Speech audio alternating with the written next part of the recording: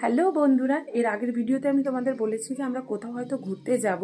সেই জায়গাটা তোমরা আমাকে কমেন্ট করে জানাও। আমি তোমাদের বলে দিচ্ছি, আজ আমরা যাচ্ছি দার্জিলিং, নেপাল, শিলিগুড়ি ঘুরতে। তো আমি দেখাবো তোমাদেরকে যে আমরা এর আগের দিন গিয়ে মার্কেটে কি কিনেছি এবং আমরা যে প্যাকিং করব সেই প্যাকিংটাও তোমাদেরকে দেখাবো। চলো দেখা হচ্ছে। এদিকে দেখো আমি আধার কার্ডগুলো ভরে নিচ্ছি, ভোটার কার্ড, মানে এখানে নেপালে যেহেতু যেতে হলে আধার কার্ড ভোটার কার্ড নিয়ে যেতে হয়। মানে আমাদের এপার থেকে যখন ওপারে নেপালে যাব তখন অনেকবার চেকিং হয় যাওয়ার সময় এবং আসার সময়তে আধার কার্ডগুলো আগে মনে করে ভরে নিচ্ছি। আর এইদিকে দেখো আমি সব ড্রেস, সোয়েটার, চাদর, যেহেতু শীতের মানে পাহাড়েও যাব ওই কারণে ওগুলো প্যাকিং করে নিচ্ছি। আর এইদিকে দেখো আমার মেয়ের সমানে দৌড়াদৌড়ি লাফালাফি করছে।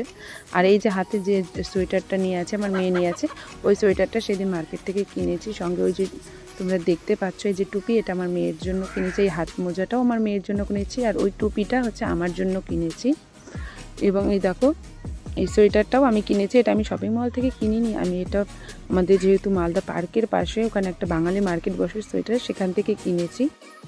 আসলে আমরা ঘোরার জন্য এখন যাচ্ছি না, আমরা একটু কাজেও যাচ্ছি এবং সঙ্গে ঘোরাঘুরিও হয়ে যাবে আমাদের। মানে আমার শাশুড়ি মা যেহেতু 1.5 মাস আগে চোখ অপারেশন করেছে, তো 1.5 মাস পরে যেহেতু ওখানে চেক আপ করাতে যেতে বলেছে, তো আমরা ওই জন্য নেপালে চেক আপ করতে গেলে একটু আমরা নেপালটাও ঘুরে নিব।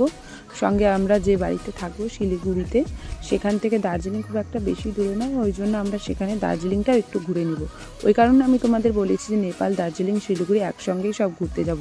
এইদিকে দেখো আমি আমার মেয়ের 2 জোড়া করে মোজা, আমার 2 জোড়া মোজা, সোয়েটার, আমরা একটা করে ওখানে পরে থাকবো একটা ঘুরতে যাওয়ার জন্য, এগুলো সব প্যাকিং করে নিচ্ছিলাম।